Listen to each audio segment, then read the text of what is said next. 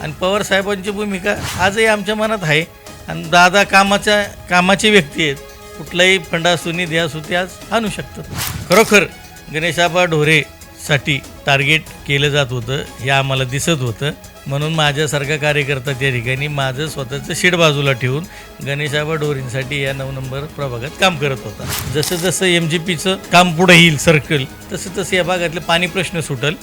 नगर परिषदेमध्ये पहिला मुद्दा असा मानणार आहे की आपल्या नगर परिषदेच्या आवारामध्ये CCTV कॅमेरे जास्तीत जास्त बसवण्यात यावे, जेणेकरून महिलांना अवरात्री त्या ठिकाणी त्रास होऊ नये. ही पहिली काळजी तर मी घेणार आहे. ज्या सुविधा आहेत नागरिकांना जे लागतात त्या माध्यमातून आपले नगराध्यक्ष संतोषभाऊ सरोदे आणि आपले सगळे नगरसेवक भले भाई ते आपले गटनेता शिवसेनेचे असतील भाजपचे असतील या सर्वांना घेऊन त्या ठिकाणी काम होणार आहे. नमस्कार, स्टार महाराष्ट्र न्यूज चॅनलमध्ये आपणा सर्वांचं स्वागत आहे. नुकतीच फुरसुंगी उरुळी देवाची नगर परिषदेची निवडणूक झाली आणि या नगरपालिकेच्या निवडणुकीमध्ये राष्ट्रवादीच्या पॅनलने अतिशय दणदणीत विजय मिळवला. 32 नगरसेवकांपैकी 19 नगरसेवक राष्ट्रवादीचे झाले आणि एक नगराध्यक्षही राष्ट्रवादीने आपल्या पदरामध्ये पाडून घेतला. तर याच पार्श्वभूमीवरती अनेक घडामोडी घडल्या. या विभागाचे आमदार विजय शिवतारे, माजी आमदार संजय जगताप यांनी एकत्रित ताकद लावली होती. तरीसुद्धा अजित पवारांना ही नगरपालिके ताब्यात आणण्यासाठी यश आले. याच पार्श्वभूमीवरती अनेक घडामोडी घडत गेल्या. मतदारांना अनेकांनी आमिष दाखवली. रात्रंदिवस उमेदवारांनी त्या ठिकाणी पळापळ केली, आपापले म्हणणे मांडले. महिलांनी त्या ठिकाणी प्रचारामध्ये सहभाग घेतला. भरभरून अशी राष्ट्रवादीला मतदान झालं. याच पार्श्वभूमीवरती ज्यांची नगर परिषदेवरती स्वीकृत नगरसेवक म्हणून ज्यांची निवड झाली ते रमेश आप्पा निवंगुणे आपल्याशी या ठिकाणी चर्चा करण्यासाठी आहेत. आप्पा, तुमचं स्टार महाराष्ट्र न्यूजमध्ये प्रथम स्वागत. धन्यवाद. आप्पा, तुमचं प्रथम या ठिकाणी स्टार महाराष्ट्र न्यूजतून अभिनंदन. खूप खूप धन्यवाद मनापासून. माझा आपल्याला पहिला प्रश्न असेल की मागच्या वेळेसही आम्ही आपली या ठिकाणी मुलाखत केली होती. त्यावेळेसही आपण खात्रीशीरपणे आकडेवारीनुसार बऱ्यापैकी मांडणी केली होती. मला वाटतं आठवतं आहे मला की 17-18 आजच आमचे नगरसेवक निवडून आलेत असं त्यावेळेस तुम्ही म्हटले होते. तर एक वाढला, त्याच्यामध्ये 19 झाले. काय गणित होतं त्याच्या मागचं? खरं तर राष्ट्रवादी काँग्रेस पार्टीचे या ठिकाणी जे मुख्य आमचे पॅनल प्रमुख आहेत, पॅनल प्रमुख आमचे गणेशाबा ढोरे आणि भरपूर त्याचं सगळे सोयरे आमचे पॅनल प्रमुखमध्ये भरपूर जण आहेत. नानासाहेब सूर्यवंशी असतील, सुहासाबा खुटवड असतील, असे बरेच जण या ठिकाणी आहेत. ह्या सर्वांनी मिळून एक पॅनलची ताकद काय असते ती बेकरानगरमध्ये मी तुम्हाला मागेही सांगितलं की परिस्थिती बघून, तिथली स्थिती बघून त्या प्रभागाची तसे उमेदवार त्या ठिकाणी तुल्यबळ त्या ठिकाणी देण्यात आली होती राष्ट्रवादी काँग्रेसच्या माध्यमातून. खरं तर आम्ही सगळे पवारसाहेब गटात होतो. त्यावेळेस मी तुम्हाला चॅनलच्या माध्यमातून सांगितलं आणि ते गटात असताना मग सगळे बैठक झाल्यानंतर आम्ही सर्व घड्याळाच्या माध्यमातून लढण्याचा निर्णय घेतला. ज्यावेळेस तो निर्णय घेतला बरोबर त्याच पद्धतीने ती राजकीय खेळी ज्यांना जमती असे सगळे त्या ठिकाणी एकत्र आले आणि त्या पद्धतीने त्यांचा कार्यक्रम चालू झाला. आणि त्याच्यामुळे एक अंदाज होता की आपले 17 ते 20 सीटं 21 सीटं त्या ठिकाणी राष्ट्रवादी काँग्रेस पार्टीची लागतील. आणि हेच मी आपल्यालासुद्धा त्या ठिकाणी सांगितलं होतं. नगराध्यक्षसुद्धा राष्ट्रवादी काँग्रेस पार्टीचं होईल हेही मी तुम्हाला सांगितलं होतं. खरं तर विजयबापू शिवतारे असतील, संजय शेठ जगताप असतील, दोन्ही आमदार त्या ठिकाणी युतीच्या माध्यमातून ते त्यांच्या उमेदवारांचं काम करत होते. केंद्रीय मंत्र्यापासून या ठिकाणी ते पक्षाचं काम ते करत होते. परंतु या ठिकाणच्या नागरिकांनी राष्ट्रवादी काँग्रेस व राष्ट्रवादी काँग्रेसचे जे काही पॅनल प्रमुख आहेत, उदाहरणार्थ गणेशाबा ढोरे यांच्या माध्यमातून बेकरानगरला जास्तीत जास्त राष्ट्रवादी काँग्रेसचे नगरसेवक निवडून येण्यास मदत झाली. माझा दुसरा प्रश्न असेल की या ठिकाणी आमदार विजय शिवतारे होते, सध्या विद्यमान आमदार. मागे संजय जगताप होते, त्याच्या मागे 10 वर्ष विजय शिवतारे आमदार होते. या भागामध्ये शिवसेनेची ताकद मोठ्या प्रमाणात पाहायला मिळत होती. मात्र यावेळेस काय झालं? राष्ट्रवादीचे ताब्यामध्ये नगर परिषद येण्याचं मागचं कारण काय? नाही, कसं असतं, आमदार विजयबापू शिवतारे निवडून आले, त्याच्या आधी आमदार संजय जगताप होते, त्याच्या आधी विजयबापू होते आणि आता विद्यमान विजयबापूच आहेत. परंतु आमदार ज्या टायमाला ते उभे राहिले इलेक्शनला त्यावेळेची ती भूमिका ग्राउंड लेवलची वेगळी होती. बापूंविषयी स्नेहप्रेम मतदारांचं वाढलं असेल म्हणून तर आज बापू त्या ठिकाणी आमदार म्हणून खऱ्या अर्थाने आहेत. आणि तोच विषय ग्राउंड लेवलला वेगळे, ही इलेक्शन वेगळी लागली. नवीन नगर परिषद स्थापन झाल्यानंतर काही लोकांचं म्हणणं होतं की महानगरपालिकेत जाऊ, काही लोकांचं म्हणणं होतं की नगर परिषद पाहिजे. अशा माध्यमातून लोकांची संख्या त्या ठिकाणी भरपूर प्रमाणात महानगरपालिकेच्या बाजूने सुद्धा होती. परंतु आता त्याच्यावर काय बोलणं उपयोग नाही. खऱ्या अर्थाने आपले जे काही उमेदवार होते प्रभागातले ते ताकदीचे उमेदवार होते. आणि शेवट कसं असतं, मला ज्यावेळेस लढायचे प्रभागात आणि मला ज्यावेळेस लढायचे तर माझी ताकद प्रभागात असते. मला ओळखणारा जो मतदार आहे तो घरच्या आईबापाप्रमाणे आपण जपलेला असतो. आपण त्या ठिकाणी ग्राउंडला काम करतो आणि मी दुसऱ्यांसाठी काम करायचं तिथं कुठंतरी 20% कमी पडतो. हीच परिस्थिती आहे. म्हणून त्या ठिकाणी प्रत्येक प्रभागातले नगरसेवक एक ताकदीने त्या ठिकाणी उभे होते. शरद पवार अजित पवार दोन्ही एकत्र आल्याने काय फायदा झाला? आता खरं तर ही सुरुवात फुरसुंगी उरुळी आणि नगर परिषदेच्या माध्यमातूनच झाली. या ठिकाणी अजितदादा गटाचे आमचे गणेशाबा ढोरे 11 गावचे नगरसेवक होते. ते अजितदादा गटात होते, आम्ही सर्व पवारसाहेब गटात होतो. परंतु आम्ही सर्व एकत्र राष्ट्रवादी काँग्रेस पार्टी म्हणूनच होतो आणि एकत्रच ठरलं की बाबा घड्याळ्यात लढायचं. कारण वरून बी आम्हाला आदेश आले, त्या आदेशाचं पालन आम्ही बी केलं.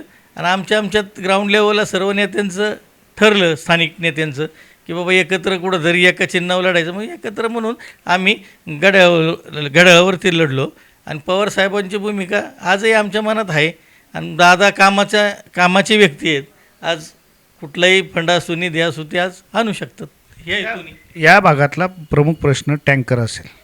टँकर माफिया म्हटलं जात होतं. टँकर माफिया अनेक लोकांनी त्या ठिकाणी आरोप केले होते. ट्रॅफिकची समस्या आहे, कामं काही करता आली नाहीत, अनेक तुमच्यावरती आरोप केले होते.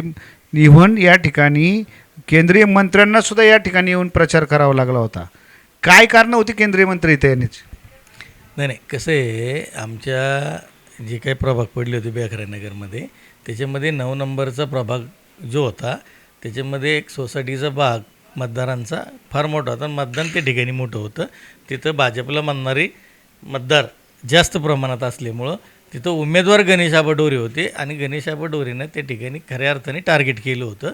म्हणून त्या ठिकाणी केंद्रीय मंत्री की बाबा हे आपले मतदार भाजपचे म्हणून ऐकतील म्हणून त्या ठिकाणी त्या लोकांनी त्या ठिकाणी केंद्रीय मंत्री, आपले माजी मंत्री, आमदार यांना त्या ठिकाणी बोलावलं होतं. खऱ्या अर्थाने रस्त्याची समस्या ही कायमच होत होती. आता ग्रामपंचायत असताना आमची कामं झालेली आहेत, त्याच्या कॉर्पोरेशन असताना त्याच्यावर कामं झाली आहेत, आमदारांनी कामं केली आहेत. आम्ही एकत्र असताना आमदार बी आमचे बी होते ना, संजय जगताप बी होते, बापू सारी ते असले वेगळे पक्ष तर आमदार तर आमचेच होते ते बी. मग त्या माध्यमातून कामं झालेले आहेत. तुम्ही पाहिलं की केंद्रीय मंत्री एक माजी आजी आमदार गणेश आबा ढोरे यांच्या विरोधात प्रचारासाठी होते. गणेश आबा ढोरे त्यांना जड गेले? नाही, जड जायचा विषय नाही आहे. आता आपल्याला काय नेत्यांवरती टीका करण्यायोग्य मी काय मोठा नेता नाही, आपण छोटासा कार्यकर्ता आहे. परंतु खरोखर गणेशाबा ढोरेसाठी टार्गेट केलं जात होतं हे आम्हाला दिसत होतं. म्हणून माझ्यासारखा कार्यकर्ता त्या ठिकाणी माझं स्वतःचं शीट बाजूला ठेवून गणेशाबा ढोरेंसाठी या 9 नंबर प्रभागात काम करत होता.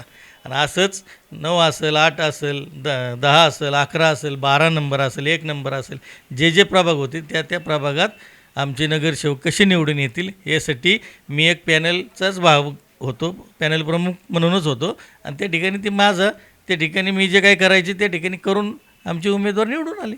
अगदी तुम्ही सर्वजण निवडून आलात, 19 निवडून आलात, एक नगराध्यक्षही झाले तुमचे.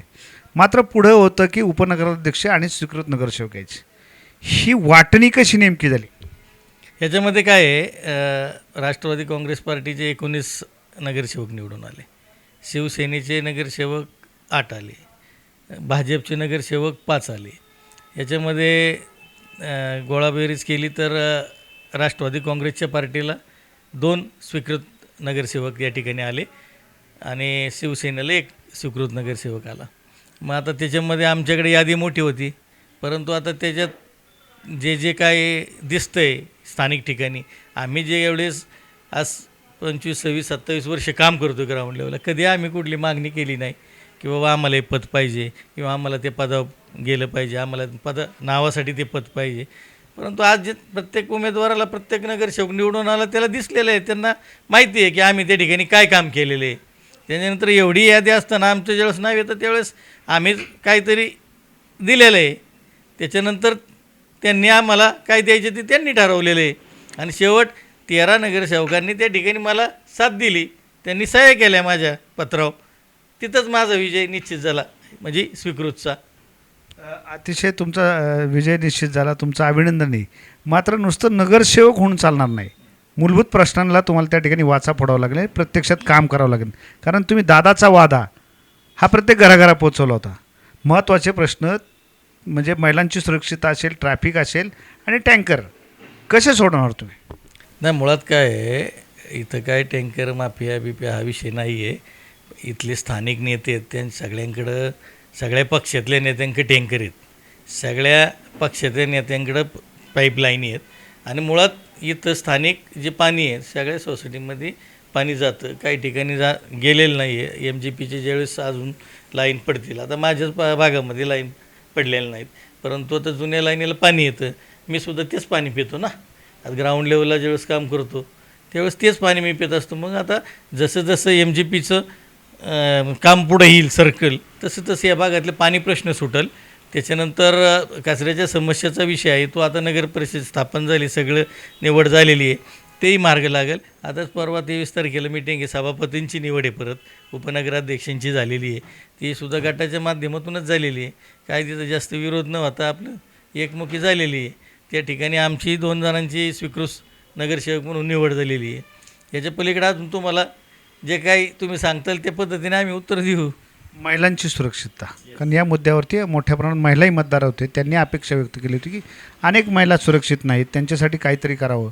तुम्ही काय करणार आहात?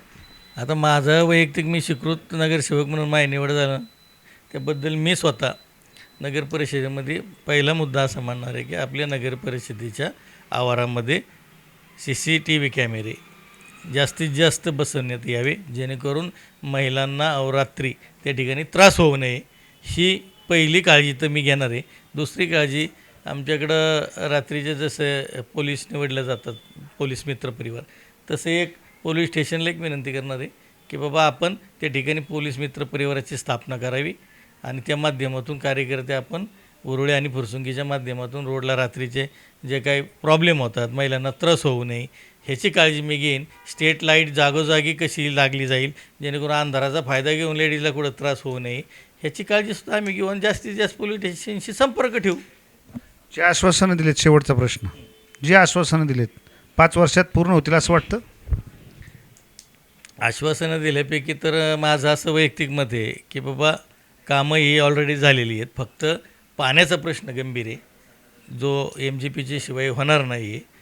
आणि ज्या टायमाला त्या लाईनी ह्या ठिकाणी पडतील, तिथं पाणी ज्यावेळेस चालू होईल त्याच्यानंतर घरोघरी जी कनेक्शन जाणार आहेत, तोच पाण्याचा मुद्दा हा सर्वात महत्त्वाचा या भागातला आहे. आणि टॅक्सचा मुद्दा होता तर तो काय आता नगर परिषदेमुळं कमी झाल्यामुळं काय तिथं काय कुणाचं मांडण्यात आलेलं नाही. परंतु कचऱ्याचा विषय आहे, तर कचऱ्याच्या गाड्या आता चालू होतील.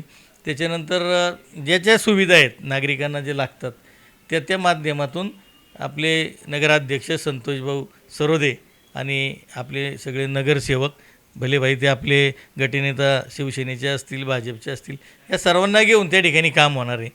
अतिशय चांगल्या पद्धतीचं काम ही नगर परिषदेतील नगराध्यक्ष, नगरसेवक हे करतील, ही मला स्वतःला अपेक्षा आहे. जिथे जिथं कमी वाटेल तिथे तिथं माझ्यासारखा एक छोटासा कार्यकर्ता स्वीकृत नगरसेवक म्हणून सगळ्यांना विनंती करून ते काम पूर्ण करण्याची इच्छा बाळगतो. तर आपण या ठिकाणी पाहिलं की येत्या 5 वर्षामध्ये राष्ट्रवादी पॅनलने जे जे आश्वासनं दिली होती मतदारांना, अजित पवारांनी वादा केला होता की टँकर मुक्त करेल, कचऱ्याचा प्रश्न सोडेल, पिण्याच्या पाण्याचा प्रश्न असेल, महिलांसाठी असेल, अनेक आश्वासनं अजित पवारांनी सुद्धा दिली होती. त्याच आश्वासनाला जागा म्हणजे आश्वासनं पूर्तीसाठी मतदारांनी सुद्धा अजित पवारांच्या पारड्यामध्ये भरभरून मतं टाकलेत.